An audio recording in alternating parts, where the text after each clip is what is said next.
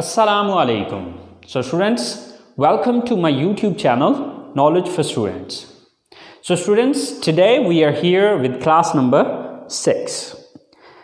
Class number 5 के अंदर हमने सिंपल क्वेश्चन के आंसर करना सीखा था कि किस तरह से हम हाँ में जवाब देंगे और किस तरह से ना में जवाब देंगे। आई होप सो आप लोगों ने ट्राई किया होगा, उसको प्रैक्टिस किया होगा और क्वेश्चन भी बनाए होंगे और उनके फिर आगे यस नो में आंसर्स भी किए होंगे। सो गाइस, आज हम आंसर्स को ही अंडरस्टैंड करेंगे, लेकिन आज हम ये चीज़ देखेंगे कि सवाल के अंदर से हम किस तरह से जवाब को निकालते हैं।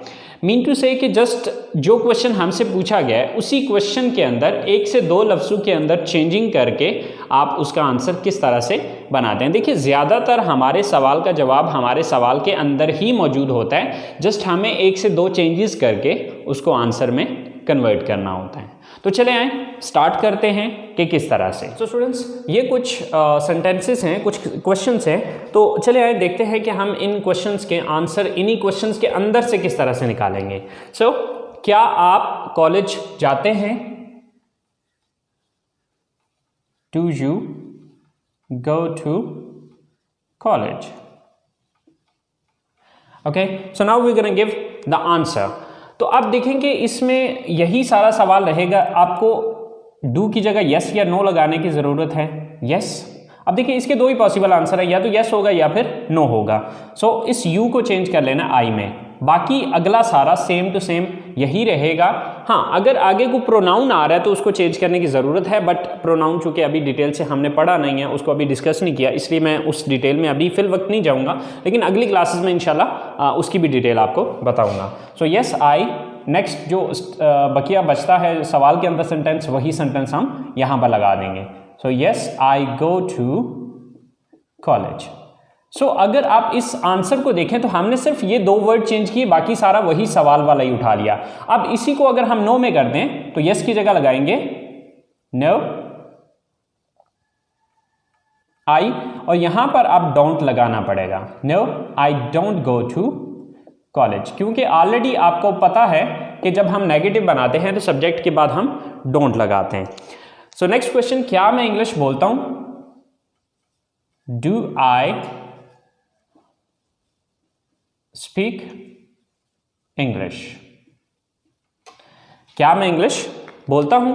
अब गाइस यहां पर एक चीज याद रखनी है कि अगर सवाल के अंदर सब्जेक्ट यू आ रहा है तो उसको आई में चेंज करेंगे, और अगर सवाल में आई आ रहा है तो उसको यू में चेंज करेंगे। सो जैसे कि डू की जगह यस, यू को सॉरी आई को चेंज किया यू में। Yes you speak English. Yes you speak English. अब अगर नो में यही आंसर करना है तो यस की जगह नो लगा दें यू, और आगे आपको पता है कि सब्जेक्ट के बाद डोंट लगाना है। Yes sorry no you don't speak English. No you don't speak English. Next question is, क्या हम क्रिकेट खेलते हैं?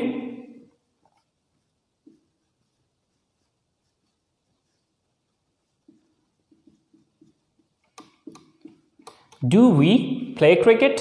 अब इसके दो पॉसिबल मीन आंसर्स हैं, बट इसमें ये जो वी है ये या तो वी ही रहेगा या फिर इसको यू में कन्वर्ट कर सकते हैं। अब देखना ये होगा कि जो बंदा सवाल पूछ रहा है वो अपने बारे में बात कर रहा है या आप खुद भी उसमें शामिल हैं। अगर तो वो सिर्फ अपने बारे में बात कर रहा है या अपने साथ जुड़े हुए कुछ और लोगों की बात कर रहा है, लेकिन आप खुद उसमें शामिल नहीं हैं, यानी कि जिस बंदे से सवाल कर रहा है वो बंदा उसमें शामिल नहीं है, तो फिर यू लगाएगा। अगर आप खुद भी उसमें शामिल हैं तो फिर उसमें आपको वी ही लगाना पड़ेगा। तो इसके दो पॉसिबल आंसर हैं, एक तो आप ये कहेंगे sorry yes we play cricket. देखिए वी उस सूरत में होगा कि अगर जिस बंदे से सवाल पूछा जा रहा है वो भी शामिल है, लेकिन अगर फर्ज करें वो बंदा खुद शामिल नहीं है तो इसकी जगह फिर हम वी नहीं लगाएंगे बल्कि यू लगा देंगे। Yes you play cricket. Okay, तो वी उस सूरत में होगा कि जिस बंदे से सवाल पूछा जा रहा है, ठीक है, वो खुद भी इसमें शामिल हो, ठीक है।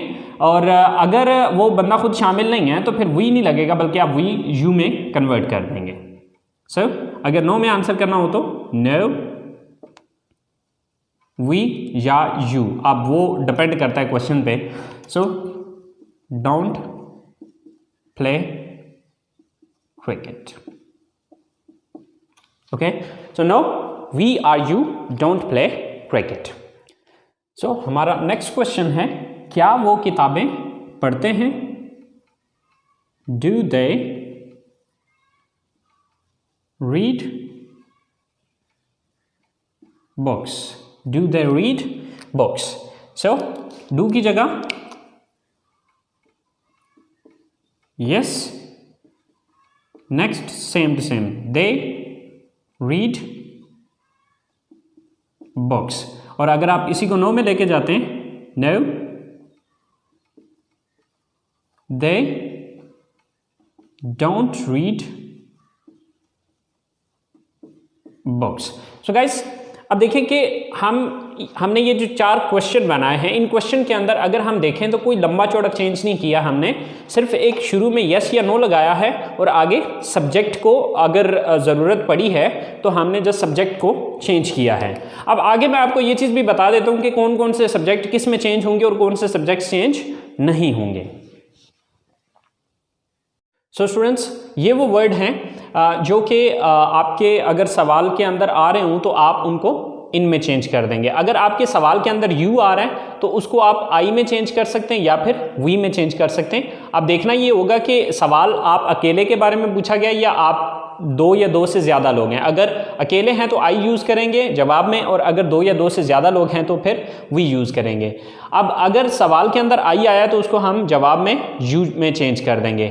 अगर सवाल में वी आया है तो उसको वी में भी यूज़ कर सकते हैं और यू में भी यूज़ कर सकते हैं, क्योंकि अब ये डिपेंड करेगा कि सवाल किसके बारे में है।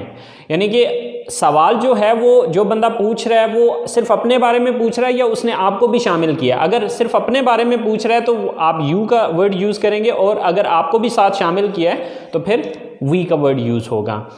अगर सवाल में योर आ रहा हो तो उसको माई में भी चेंज किया जा सकता है और अर में भी चेंज किया जा सकता है।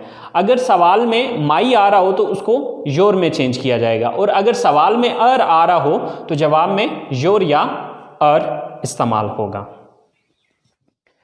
स्टूडेंट्स, अगर इनमें से कोई सब्जेक्ट आ रहा है तो फिर इनको चेंज करने की ज़रूरत नहीं है, सिर्फ आपने यस या नो क्वेश्चन के अंदर लगाना है। बाकी जो अगली स्टेटमेंट है या अगला जो सेंटेंस है उसको सेम एज इट इज़ जिस तरह वहाँ पर दिया गया सवाल के अंदर बिल्कुल सेम टू सेम वही आपने इस्तेमाल करना है। सो आई होप सो स्टूडेंट्स, आप लोगों को इस बात की समझ आ गई होगी। सो अब नेक्स्ट जो है वो मैं आप लोगों को 10 सवालात दे रहा हूँ जिनके आपने यस नो में आंसर करने हैं, और ये आंसर आपने बिल्कुल वैसे ही करने हैं जो तरीक़ाकार मैंने आपको अभी समझाया है। सो स्टूडेंट्स, ये 10 सेंटेंसेस ये हैं, देख लें ज़रा। Do you watch TV? Do they learn English? Do we use the computer? Do I sit here? Do you live in this city? Do we go to mosque? Do they go for morning walk? Do Asim and Amir study in this college? Do they work in this factory?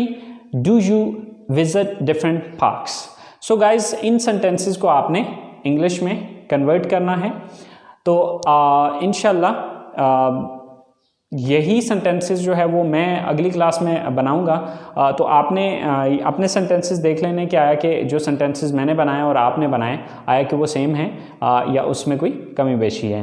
So guys, I hope so आप लोगों ने class को enjoy किया होगा। So please guys, अगर आप लोग इन video से कुछ सीख रहे हैं तो अपने दोस्तों को अपने जितने भी कॉन्टैक्ट्स हैं उनके साथ शेयर कीजिए इसको, ताकि आपके साथ साथ वो भी सीख सकें। और अगर आपने अभी तक मेरे चैनल को सब्सक्राइब नहीं किया तो प्लीज़ सब्सक्राइब कीजिए, और कोई भी चीज़ समझ में नहीं आती है तो प्लीज़ नीचे कमेंट्स बॉक्स में आप लोग ज़रूर मेंशन कीजिए। इंशाल्लाह I will try my level best to clear your confusions. So guys, you take care of your self and इंशाल्लाह hope to see you next time soon.